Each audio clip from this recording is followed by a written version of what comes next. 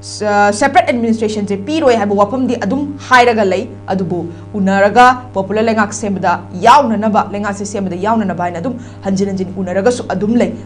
solution de amta purak pangam de masigi mayok de adum tongan ba rally bu chatpawo natragana koigi lambi thingbawo national highway thingbawo sigum adum chatharaga lei ni oza sam tang ni kamai thamini koigi ngasi manipur da sit humpul lei chitara se अखोगी अदुगुनो कोकी MLA Singh है से यांखैजी ना सरकार सेमबदा करे कायबे लई MLA यांखैजी हाइबेदी अदुगुलबा बीजेपी की नेशनल पार्टी हाइबे ताले मखोइना अदुगुलबा सिंह की नार्को टेररिस्ट सिंह हाइबेदी मणिपुर थुगाइनबा इंडिया थुगाइनबा होनरिबे सिंह असे मखोइ याउदना सरकार सेमबे यारोय हाइबा वाखलोन द लई बजार मखोइना मणिपुर थुगाइनबो होने हैबसे मखोइ खंगे मालेंगी फगलंगी ना सिंसे मरु फंगना मुथननबा ड्रग्स मयाम थाय हैबसे मखोइ खंगे अइन असाई खन कायले जे मखोइ खंगे मदुदैदुदा हाइरिबे एमएलए सिंगना सपोर्ट तौ हैबसे खंगे अदु ओइबा तारगदी हाइरिबे एमएलए सिंगदो सुंगौ यावदन सरकार सेंगुदम हाइरिबे एमएलए सिंगदो मथौ तादे मखोइ यावबो यावदबा मणिपुर द लेरिबा सीट यांखै दे लेरिबे एमएलए सिंगना पुंजिलगा सरकार सेंगुदमनी सीट 10 दो यावदो सुइदे मसी सेंट्रल की ओइबा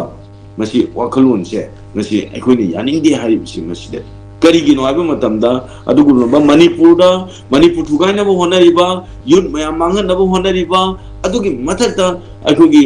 आई नसागी खन गायलिबसे अदुगुलबा सिंगुकी नार्को टेररिस्ट बु सौगलिबा एमएलए सिंसु यावरिबा मखोइ यावबन मरम ओरगा मखोइना वासपो मतमदा करि हेनो वासई मणिपुर की अपुनबगी संतम गायलोय मणिपुर से अखोगी साखोत थौरांगदा मखोइना अचौबो थौदांग लौगनी हाइबो वखलोन इंडिया की कॉन्स्टिट्यूशन की वांगदा तौरे हाइबने अदुइदि इंडिया की कॉन्स्टिट्यूशन की वांगदा मखोइना तौरिबो थबकसिंग असिबु ngasi फावदा सेंटर की लुसिंगसिंग येंगदा लेरिबसे मसि येंबम थोके मखोइदि अखोइना हानदगी सु लाउरगा लाई मखोइदि डिस्क्वालीफाई लाउगदमनी असेंबली द मणिपुर की असेंबली द वार लाउरगा मखोइ तरा डिस्क्वालीफाई लाउगदने न ngasi फावदा लाउरगा लाई ngasi फावदा डिस्क्वालीफाई तौगेबा करिगिनो आइबा मतमदा सेंटरना हाइबा थबक थोरमसिंगदो ngasi की मणिपुर की म्यू चेंगल ngasi फावदा इल्लगा चलेबा मसिना मरम ओरगा मणिपुर जे कांगखोंग चाइबनेबा नान हवपो मतमदा लमहेन तुहेलिबा एमएलए अदु गोलबा सिंकु के नार्को टेररिस्ट सिंगे सपोर्ट तौ एमएलए सिंगे डिस्क्वालीफाई लाउरमदि सरकार जो खाइरोय अदु मराचे सरकार होइना लेगनी लमहेन बा हाइजिदि मदुदि टेररिस्ट सिंगे जिदि मरु फंग मुदत के दंग हाइबे अदुदि तौद्रना मखोइना लमहेन तुहेबा सिंगे नोइना तौरिबदो याय याय हाइना अदुम ngasidi अखोइगी थग ओनर काखलैसे मखोइ याय याय हाइबदि काखलपनि याय फत्तब थबक तौरगदि मदु यादेना फलौना थदतकेदन अदु तो गांददा अखोइगे आईडी तंगु लेजामा मतिंग लेगो गान कदो मणिपुर गेदमनि मणिपुर हाइबसे कम्युनिटी क्याना खुंदारगा सेंगिबा मणिपुर सिदा कनागुम फुरु अमगी सेपरेट कनागुम फुरु अमगी गेटर नागालैंड हेद तौरगा पीगदबसु नति मणिपुर से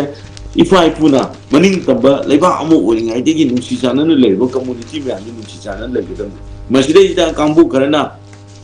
कम्युनिटी टाइम थोइना कुकी इनी कम्युनिटी कुनगे थोइना तुबा नागागिनी हाइना तौरि सिंसे हाइबो फुरु मसा मसा सिंग असे योसन बियारो हाइबनि अगो मेजर कम्युनिटी ओइबा मैथिना हाइबसे असोबो फुरुमना मसा योसन बियारो अदो असोबो फुरुमना मसा बुसु रेस्पेक्ट औगदनि मसाना असोबुसु रेस्पेक्ट औगदनि माई नाट के ओइबा थबक थुरुम सिंगे पुखलगा मालेमदा मणिपुर जे मसक ताकदनि अखोइ नुंसी Chanan लेगदमनि हाइबनि ngasi pawda aikoi amato oine nungsi janana leinaba major community oiriba maitei no honorga lai masi tawgadamni singi jaga singda interior area singda ngasi development thabak paikali bising che masi development che amugena paikhan na ba monitoring system jena aikoi keranga na law lai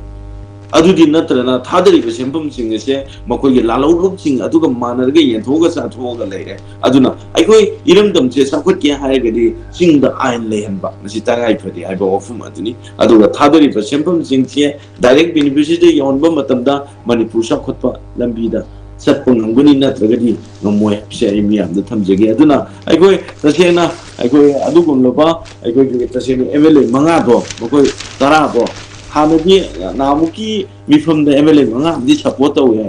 अदुगा MLA मंगा दि support तौ दि है मोय अदि मंगा तरा दुगी वारी तो जि तरा दो लोय लौथोखरगा सरकार म सेमगा मणिपुर से तंगदु लेता बा हानगी फिल्म दा जनबा डेवलपमेंट ऑन दा आई को खोंग थांगनो होना से आई मियाम द थंजके ओके